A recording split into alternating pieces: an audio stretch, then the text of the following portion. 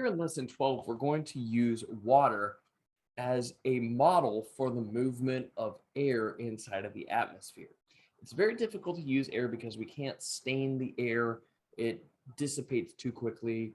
Every time we see fireworks, the smoke moves and it takes off too quick. So we're really not able to do that. So we're going to use water and what are called fluid dynamics to help us show how water currents work, but in this case, we're going to use air currents. In this experiment, you will be doing a lot of your own design, but in this video, I'm going to show you a few examples of situations that kind of work. So if we look in this experiment, I've got a tub of water, just like what's on the screen here, and that liquid water is going to represent our atmosphere. So if we look here at my live picture of what I'm going to do, here's my water in my tub sitting right here. I don't fill it all the way full. I only fill it about half full. That's just for me. Okay, we'll switch back here to part B. Part B is the cup with water at the temperature higher than A. That's one example, but if I had warmer water in one of these cups, which I have below here, you can kind of notice they're down below here. If I put some warmer water in this cup right here, well, this might be a part of the surface of the Earth that might be heating. So I've got my Earth surface heating and atmosphere here. Switching back. If we go to part C where I have the movement of dye, well, that movement of the dye is going to be able to show us where the currents of air are moving, where I've got warming and cooling parts of the air. So in my tote right now, I've set this up so it's going to be a pretty average day. You're going to set this up perhaps on your own if you did this, and this is something you could do. You just need a large shoebox tote, some warm and cold water, and some food dye and pipettes, but there is a certain reason why you need pipettes. There's a little bit of a tricky thing that you need to do correctly. So I'm going to switch my view over here real quick, and we're going to set this experiment up. Okay, so I've got just regular tap water here. It's lukewarm. It's fairly cool coming out of the tap. Just so you can get a measure, I'll use my infrared thermometer again, and it reads roughly 71 degrees Fahrenheit. Just so you know, I'm not making this up. Just so you know, I'm not making this up.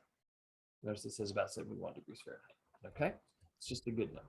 Okay, and what I'm going to start with is I'm going to start with my lukewarm water here, and I am going to put on one end, I'm going to put just 1 cup of water, hot water, down on this end over here. So kind of this end over here. So I'm just going to fill hot water there. And then I'm going to add red food coloring over the top or into the area where it is warmer. And I'm going to add blue food coloring to the area where it's much colder. Now I will show you the technique for this because it is just a little bit tricky. In order to do this, you'll need 2 separate pipettes, one blue and one for the blue, one for the red. I'm going to make a note here real quick. Hot water, 1 quart. That's just a reference for me, otherwise I tend to forget. So here's my hot water from my hot water kettle. It's fairly warm. I bet it's about 120 degrees. I'm going to put it right in this cup right here and fill my cup about half full here. And there we go. Good. And then I'm going to get my warm and cold pockets here. So what I do is this. I'm going to use my dye here. I'm going to actually move myself up over here. And then I'm going to move it to the side so you can see what I do. I'm going to take my pipette. I squeeze the air out. I'm going to fill it up as far as I can. Okay, without air bubbles. Now notice I got a few air bubbles in there because I didn't put very much. Squeeze out those air bubbles real quick. Now notice, if I were to touch the water at the tip, I would spread that all out. I don't want to do that. So take a paper towel and I'm going to blot the end of it to get the excess food coloring off of there so that I can do this carefully. So I'm going to slide this back down here. And right about the middle of the tote right here, I'm going to go straight up and down. I'm going to go very gently in. And I'm going to try not to swirl it around, but obviously I didn't do a great job there. I'm going to put a blob here. Just let it sit. And I'm going to stop squeeze. Just a little dot there and pull straight up. Okay, save that for later. And I'm going to do the same thing on the other side with my blue food coloring. Again, suck up an amount. Okay, blot the end off again. Return to this end where there actually is no warm water. I'm going to go again straight up and down. Very gently. Dye. Stop squeezing, but without stopping. And we go straight up and out. Then what we do is we allow this to run. So I'm going to mute myself. I'm going to step away and I'm going to allow this to run. I'm going to find a white sheet of paper to put behind here.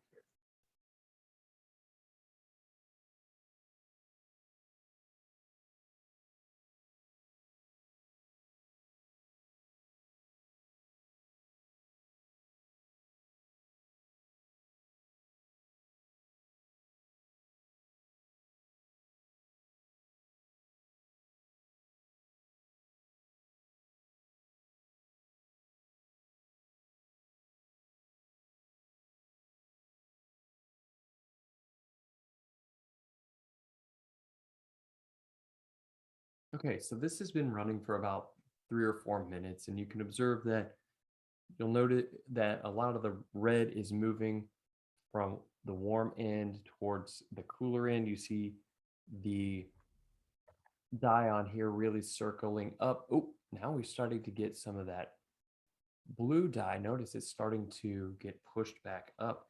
It's made its way over there. You notice it's starting to, starting to warm up. Notice you're starting to get some of that blue dye that was once all the way over here, warming up and now moving up into.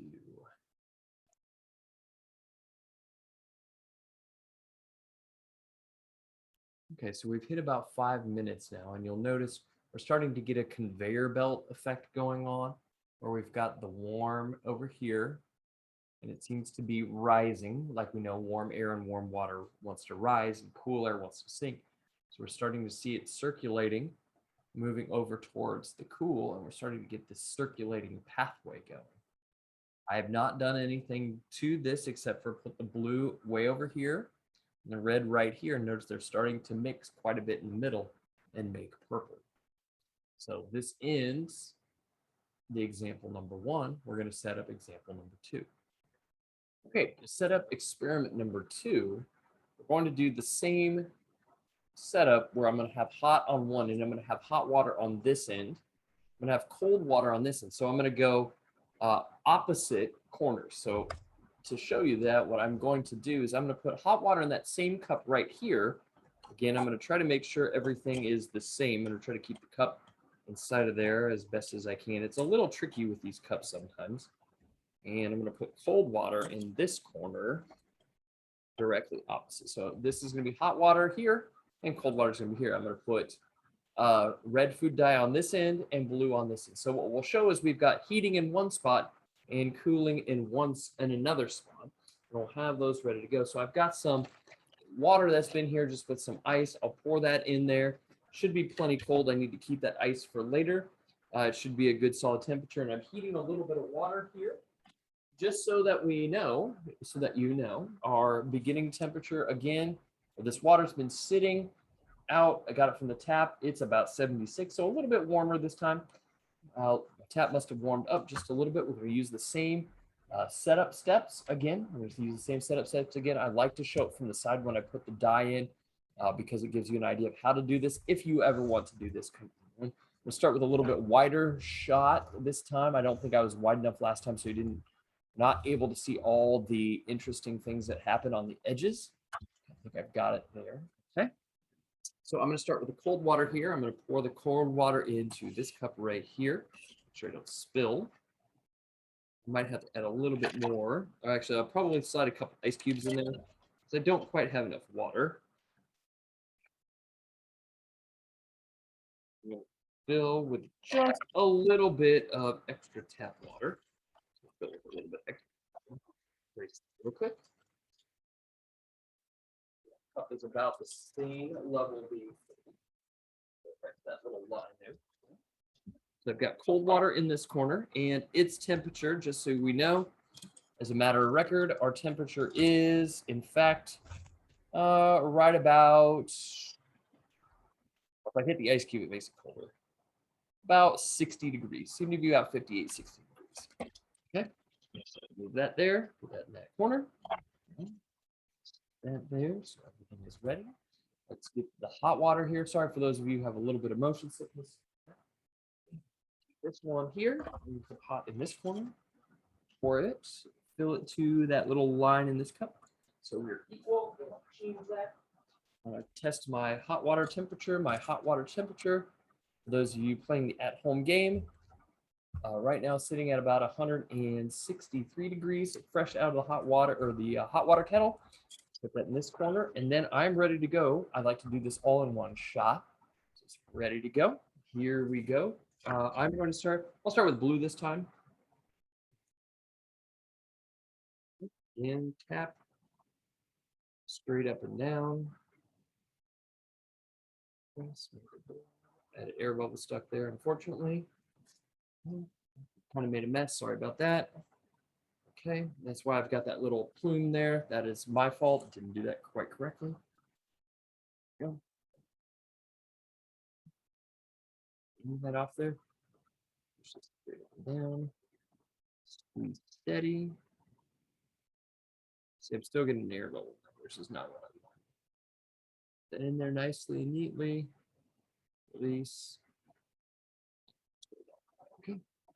And from here, I will mute, and then you're able to watch what happens as we have this hot and cold. Back up just a little bit so we're all able to see, observe, and watch. Remember, hot water's in this corner, cold water's in this corner.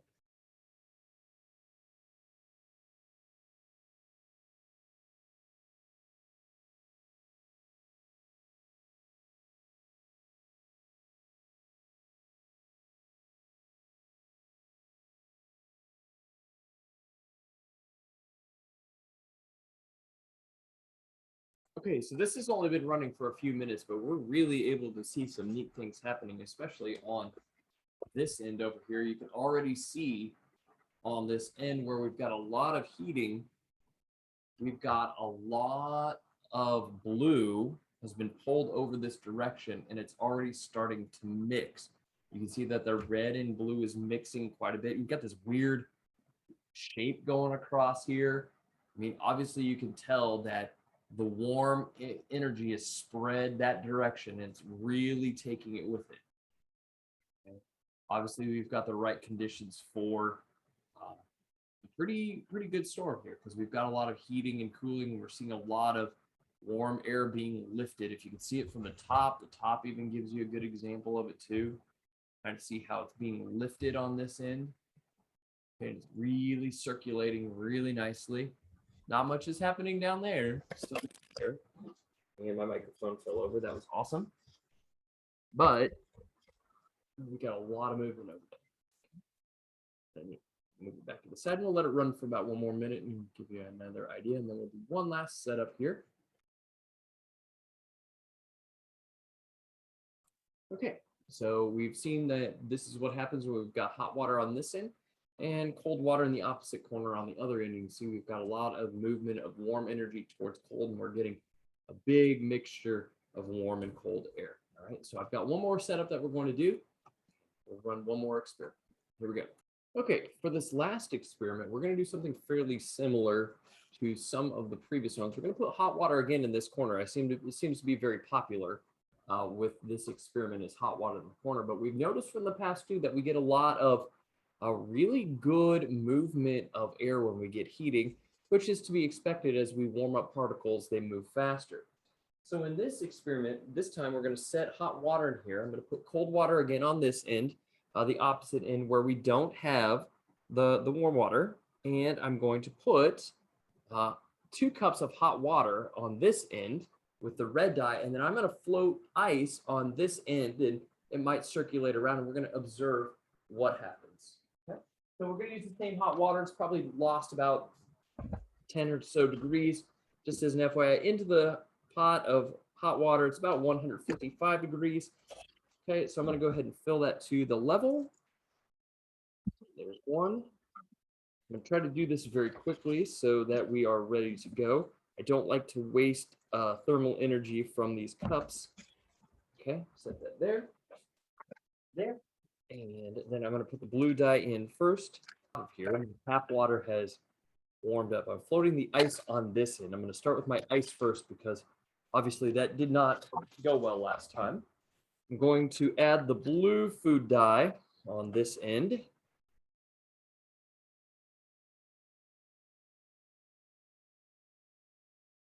Okay. I'm going to add the red food dye on the other end. Okay. And we can watch and observe what happens.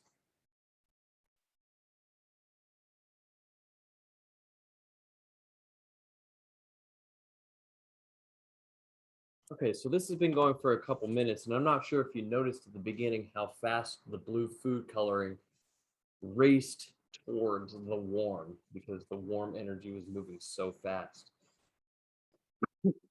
Right, so we can see that this is already mixing. It's already kind of going crazy over here, and we've got this interesting swirl pattern going on top of here. So we've got a lot of warm water moving down that direction, and any of the blue that was here that's kind of dissipating is starting to warm up that end. My ice cubes are now gone. Okay. I'm left with that after starting with ice cubes and it on one end, floating on the top, blue food dye, hot water underneath too. Right there, we'll let this go for just a little while longer.